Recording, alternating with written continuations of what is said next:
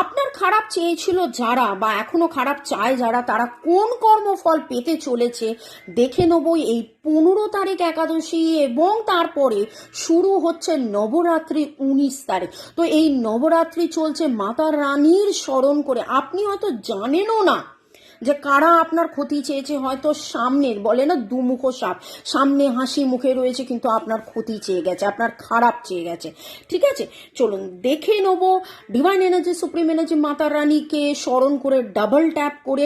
আচ্ছা, নতুনদেরকে বলবো যে আপনার এবং আপনার পার্টনারের কর্মফল নিয়ে অলরেডি আমি রিলস দিয়ে দিয়েছি, দেখে নেবেন। এবং এখন দেখব আপনার যারা ক্ষতি করেছিল বা খারাপ চেয়েছিল বা খারাপ চায়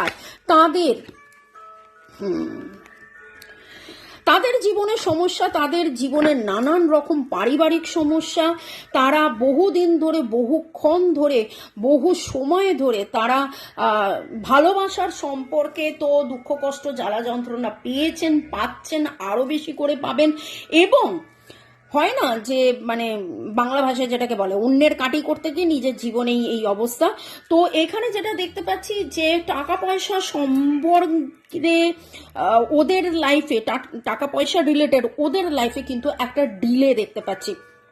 ওকে, তারা হয়তো প্রচুর চেষ্টা করে গেছে কিন্তু সেই চেষ্টার সুফল ওরা পাবে না। কারণ মনে মনে তো ওই যে কি বলে মুঁহ মে রাম বগল মে ছোড়া একটা কথা আছে না, তো মনে মনে তো কূট কাজ করেছেন। তাই জন্যে প্রেমের দিক থেকেও তাদের বিফলতা এবং টাকা পয়সার দিক থেকেও কিন্তু তাদের বিফলতা আমি দেখতে পাচ্ছি।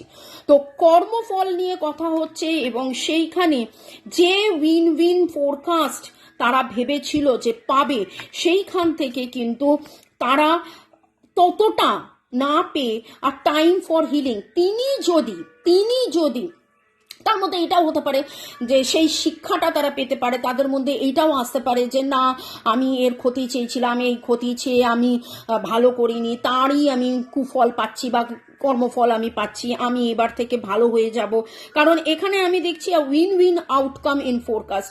তাকে হয়তো কেউ বলেছে, তার হয়তো বোধোদয় হয়েছে, তার হয়তো মনে হতে পারে, বা আপনার যে ভাগ্য, এমনও তো হতে পারে যে আপনার ভাগ্য, সুভাগ্যের জন্যে আপনার যারা ক্ষতি চেয়েছিল তারা যেন তাদের মধ্যে সেই বোধোদয়টা হচ্ছে যে না, আর আমরা কোনোদিন অন্য কারোর ক্ষতি চাইবো না, বা অ্যাটলিস্ট আপনার নামের অক্ষরের মধ্যে SRWFLLVPCNLS